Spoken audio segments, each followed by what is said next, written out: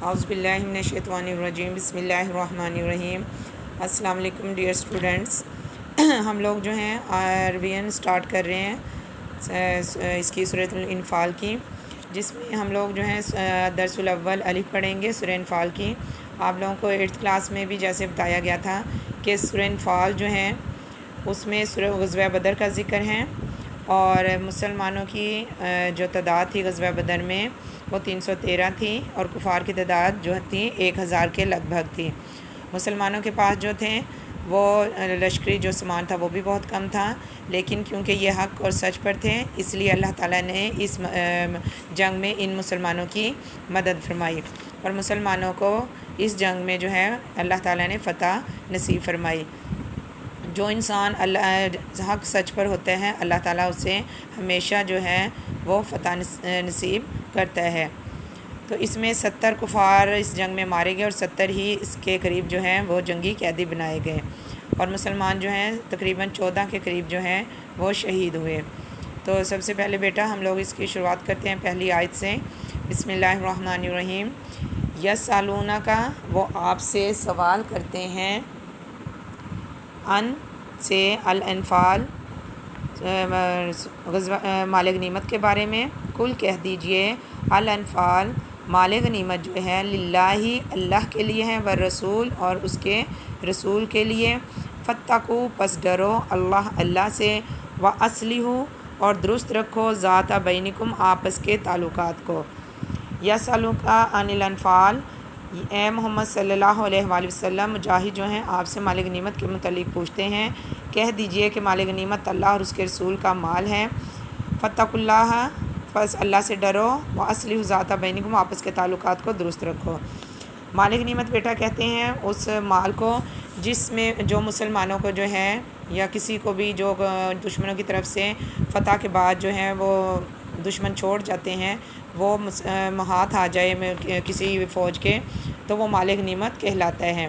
پہلے ایسے ہوتا تھا کہ مال غنیمت جو ہوتا تھا وہ جس کے ہاتھ لگتا تھا وہ اس کا حصہ قرار دے دیا جاتا تھا، لیکن اللہ تعالیٰ نے پھر سورۃ انفال نازل کی اس کے متعلق، کیونکہ کچھ جھگڑے شروع ہو گئے تھے مسلمانوں میں، تو اللہ تعالیٰ نے اس کے احکامات نازل کیے۔ وآتیوا اللہ، اللہ کی اطاعت کو، ورسولہ اور اس کے رسول کی، ان اگر تم ہو مؤمنین مومن، اللہ اور اس کے رسول کی اطاعت کرو اگر تم مومن ہو۔ اس میں اللہ تعالیٰ نے فرمایا کہ جو اللہ تعالیٰ تمہیں اس کے متعلق مال غنیمت کے متعلق احکامات دے رہے ہیں اس کے اللہ کے اور اس کے رسول کے پیروی کرو اگر تم سچے طور پر ان دونوں پر ایمان رکھتے ہو۔ انما المؤمنون،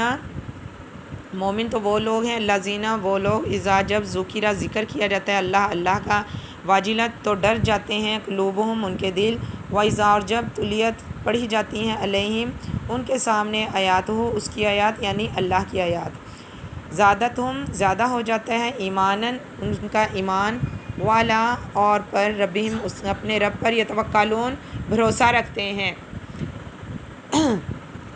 مومن تو وہ لوگ ہیں کہ جب اللہ کا ذکر ان کے سامنے کیا جاتا ہے تو ان کے دل ڈر جاتے ہیں، اور جب ان کے سامنے اس کی آیات پڑھ کر سنائی جاتی ہیں تو ان کا ایمان اور زیادہ بڑھ جاتا ہے اور وہ اپنے رب پر بھروسہ رکھتے ہیں۔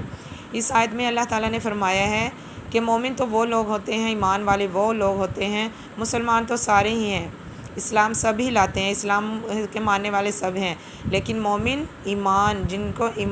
کو کہا جاتا ہے، مومن جس کو کہا جاتا ہے وہ ہیں کہ جب اللہ کا ذکر کیا جاتا ہے تو ان کا دل جو ہے اللہ کے خوف سے، آخرت کے خوف سے ڈر جاتے ہیں، اور جب اس کی آیات یعنی اللہ کی آیات ان کے سامنے پڑھ کر سنائی جاتی ہیں تو ایمان جو ہے کم ہونے کی بجائے بلکہ زیادہ ہو جاتے ہیں، وہ اور اللہ پر ہی بھروسہ رکھتے ہیں کہ کچھ ہو جائے اللہ تعالیٰ ان کے ساتھ ہیں اور کوئی بھی چیز ان کو نقصان نہیں پہنچا سکتی۔ الذین وہ لوگ یقیمون قائم کرتے ہیں الصلاۃ نماز، ومما اور وہ چیز رزقناہم جو ان کو دی گئی، ينفقون خرچ کرتے ہیں۔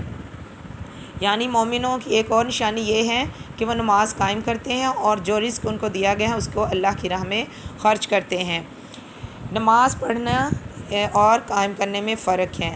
نماز ہر کوئی پڑھتا ہے، لیکن قائم جو ہوتی ہے وہ یہ ہوتا ہے کہ پورے دل و دماغ سے اللہ تعالیٰ کے حضور حاضر ہوا جائے اور یہ دیکھا جائے کہ ہم کیا کہہ رہے ہیں اور کس کے سامنے کھڑے ہوئے ہیں۔ یہ ہوتی ہے نماز قائم کرنا، یہ نہیں کہ ہم نے نماز کے لیے نیت باندھی اور ہمارے خیالات کہیں سے کہیں پہنچ جائیں۔ وَمِمَّا رَزَقْنَاهُمْ يُنْفِقُونَ، اور جو رزق اللہ تعالیٰ نے ان کو دیا ہے وہ کیا کرتے ہیں؟ اللہ کی راہ میں خرچ کرتے ہیں، جن کو اللہ تعالیٰ نے مستحق قرار دیا ہے ان کو دیتے ہیں، جہاں جہاں اللہ نے خرچ کرنے کا حکم دیا وہاں خرچ کرتے ہیں۔ یہ نہیں کہتے کہ ہم نے کمایا ہے یہ ہمارا ہی ہے، اس پر کسی اور کا حق نہیں ہے، بلکہ وہ بڑی خوش دلی سے اللہ کی راہ میں خرچ کرتے ہیں۔ بیٹا یہ آپ لوگوں نے اچھی طریقے سے لرن کرنا ہے، اس کے جو آپ لوگ جو اس کا عربی ہے اس کو دھیان سے پڑھیں اور کسی سے مدد حاصل کریں جن کو یہ عربی آتی ہے۔ کوشش کریں یہ جو آپ کے پاس دین ہے اس میں آپ لوگ اپنے قرآن پاک کی جو غلطیاں ہیں وہ درست کر سکیں، تاکہ جتنا ہم قرآن پاک اللہ ہمیں توفیق دیتا ہے وہ تو ہم لوگ صحیح طریقے سے پڑھ سکیں۔